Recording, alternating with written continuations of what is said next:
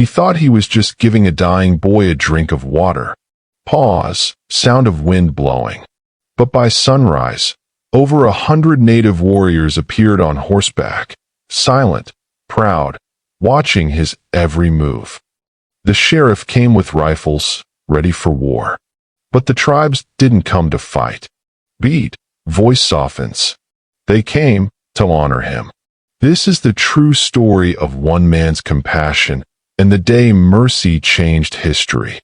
The wind rolled in low and hot, sweeping dust across the dead prairie grass like the whisper of something coming. The sun stood sharp overhead, bleaching the ranchlands into a palette of white and gold. In that silence, too dry for birdsong, too wide for comfort, Cole Maddox spotted something wrong. There were hoof prints around the water trough. Nothing unusual about that. His horses drank there twice daily. But next to the prints, something darker soaked into the sun-baked dirt. Not oil. Not water. Blood. Fresh.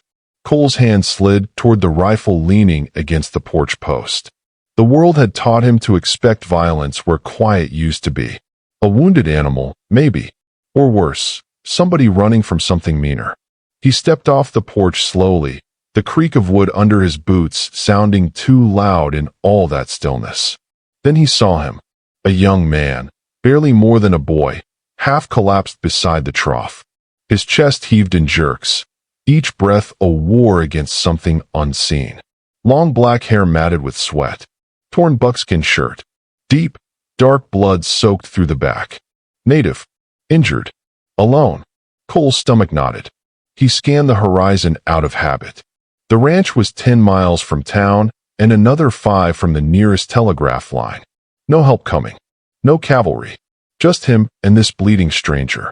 He stepped closer, rifle low but ready. The boy stirred. Water, he croaked, barely audible. Cole hesitated. He'd seen this before, during the war. Young men dying fast and quiet, asking for water more than prayers. The thirst came first, then the rattling. Cole shouldered the rifle, grabbed the tin ladle, and dipped it in the trough. Cool, clean. He held it to the boy's cracked lips. The young man drank like a man pulled from hell. And when he finished, he whispered something more, words slurred with pain. They'll come. Cole didn't answer. He wasn't sure he wanted to know who they were. The boy passed out before the sentence finished. For a long minute, Cole just stood there, holding the ladle, unsure if he'd just invited trouble onto his land. He'd lived quiet for years, away from town, away from people. After his wife and daughter died, silence had become the only thing that didn't lie to him. But now the silence had a body in it, and that body was bleeding out in the dirt. Cole didn't curse or sigh or pace. He just moved. Years in the field had taught him what a wound like that meant. 2 inches to the right, and the boy would already be dead. But this one was deep and nasty, and it would get worse before it got better, if it got better at all. He carried the boy into the barn. Not the house. That was sacred. His daughter's drawings still hung there, yellowing and untouched. But the barn, wooden, warm, honest, would do. Cole cleaned the wound with whiskey, stitched it with hands that hadn't mended flesh in years, and packed the rest with clean rags. The boy didn't wake, not even when Cole pressed the final stitch.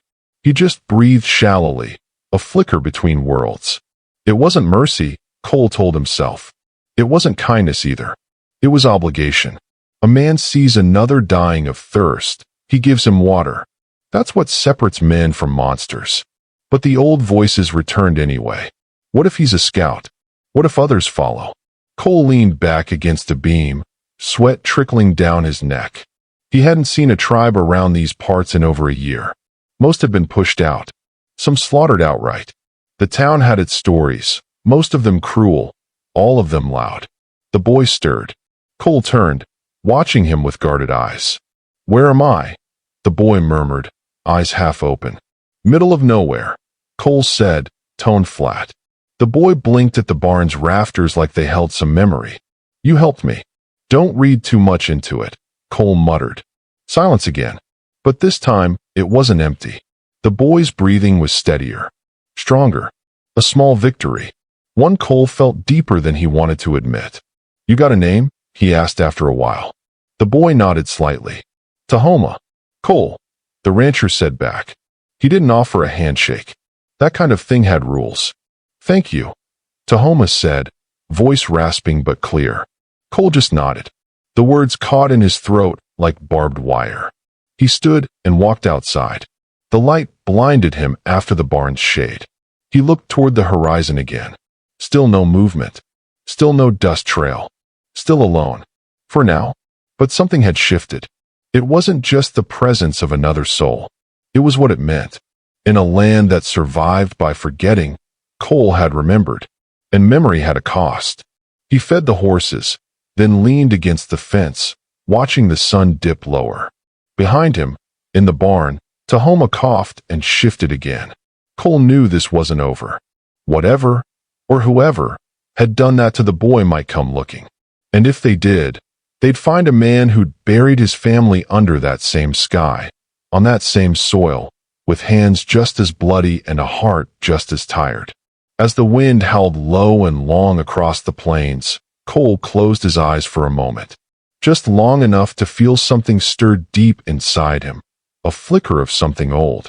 He opened them again at the sound of horses neighing. The scent of smoke drifted faintly through the air, though no fire burned nearby. Just a scent. A warning, maybe, or a promise. The nightmare always began the same. His daughter's cough echoing through the narrow hallway, the way it deepened into something wet, sick, final. Cole Maddox stood helpless in the doorway, clutching a cup of water that was already too late. Her fingers curled around the bedsheet like she was clinging to life itself. Then her eyes dulled, like candlelight snuffed out by a gust no one could see coming.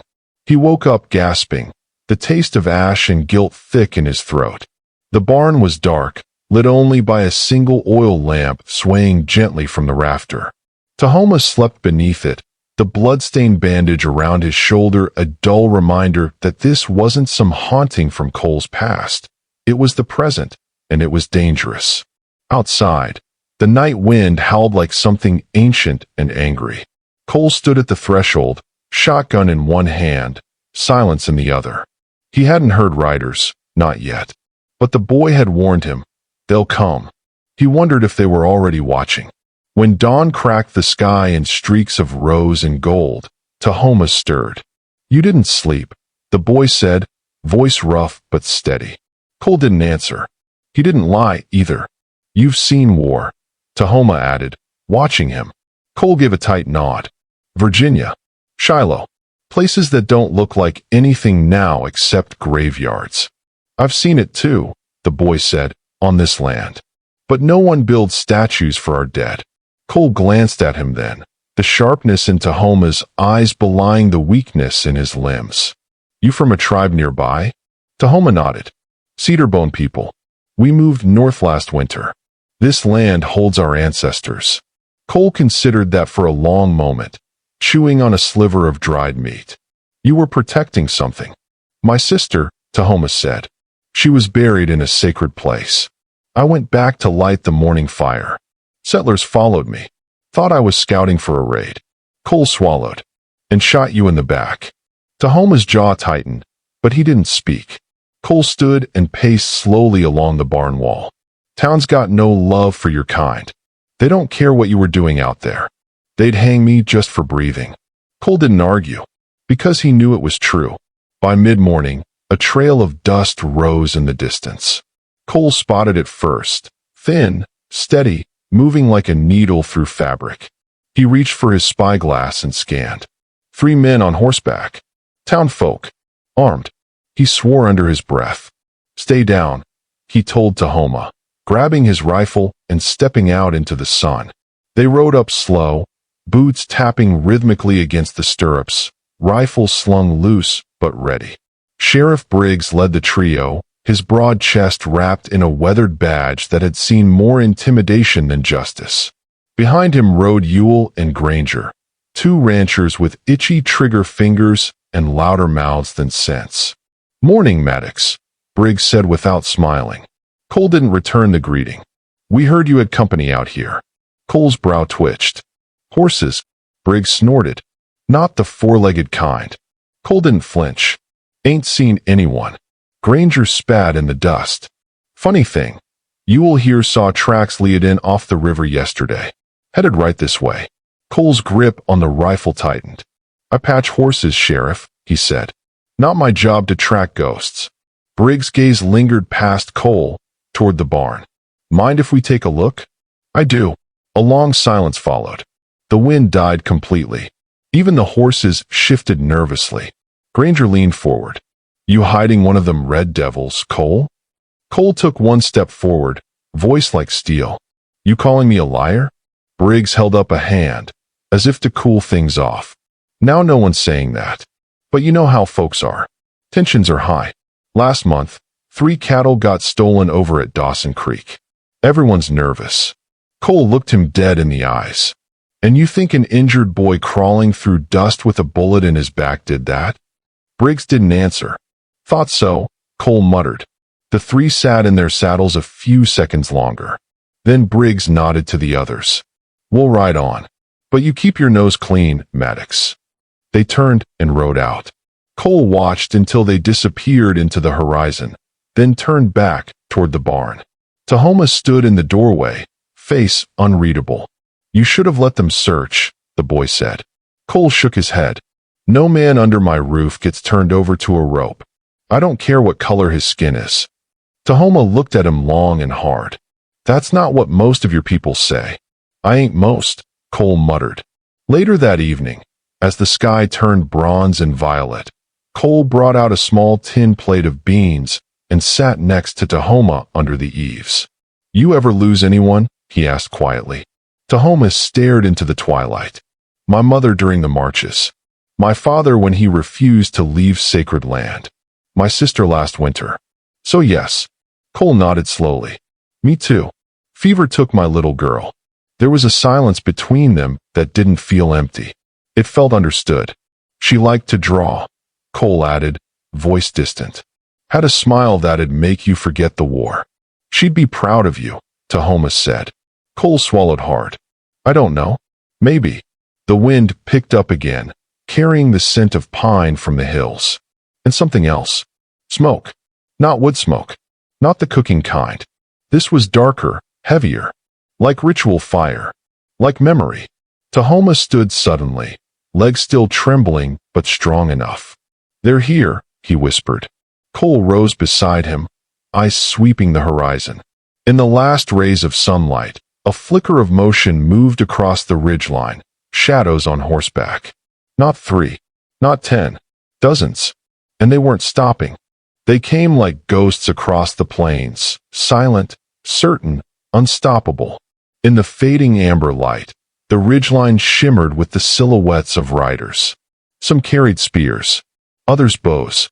But it wasn't the weapons that chilled the air. It was the quiet reverence, the way they moved like the earth itself had risen in defense. Cole Maddox stood on the porch, rifle in hand, watching the figures multiply. Dozens, maybe more. Their formation was deliberate, not hostile, but powerful, like a gathering storm that hadn't yet chosen where to strike. Behind him, the barn door creaked. Tahoma limped out, one hand still pressing the bandage at his side, the other resting on the wood like it anchored him to the moment. They came, he said, voice low. Cole didn't take his eyes off the horizon. That a good thing? Tahoma didn't answer. The first wave of riders reached the outer fence just as the sun dipped below the hills. Their horses snorted and pawed the ground, but no one dismounted. No orders shouted. No weapons raised. Just waiting. Watching. Cole stepped down from the porch, every muscle tight. You recognize them? Tahoma nodded once. Some. Not all. This is more than my people. Word must have spread. Cole exhaled through his nose. He wasn't sure what that meant. Gratitude? Judgment? Justice? Then, from the east, another dust cloud. Different shape. Sharper. Riders coming fast. 3, no, 5, led by Sheriff Briggs again. This time with more rifles and harder faces. Cole muttered a curse. We've got minutes, he said. You should go back inside. Tahoma stepped beside him. If I run now, they'll see weakness. You stay, you might get killed. So might you. Briggs and his men arrived just as the light vanished from the sky. The moment they spotted the wall of riders near the fence, they reined in, boots dragging sharp in the dirt. What in hell is this? Briggs barked, already grabbing for his weapon. Cole raised a hand. Put it down, Sheriff. They haven't moved on us. Briggs scanned the hills, face pale despite the bravado. You called them here? Cole stepped forward, chest squared. I gave one of them water. That's it. Granger cursed behind him. Look at them all. Like wolves, waiting to pounce. Tahoma stepped into view, slow and steady. Every town rifle turned toward him. He didn't flinch. Your bullet didn't stop me, he said calmly, eyes fixed on Ewell. And your fear won't stop them. Ewell's mouth tightened. Briggs turned to Cole. This is a damn ambush. No. Cole growled, voice like gravel. This is restraint.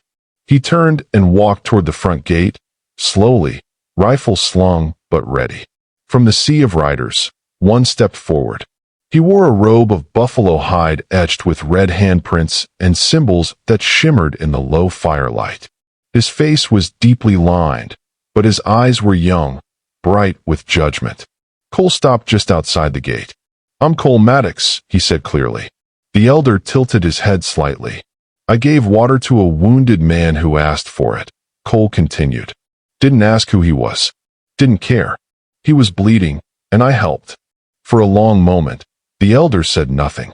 Then he dismounted with the grace of a man still ruled by spirit, not age. He walked forward, flanked by two silent riders. No weapons drawn, just presence. Cole stood his ground. When the elder finally spoke, his voice was rich and steady.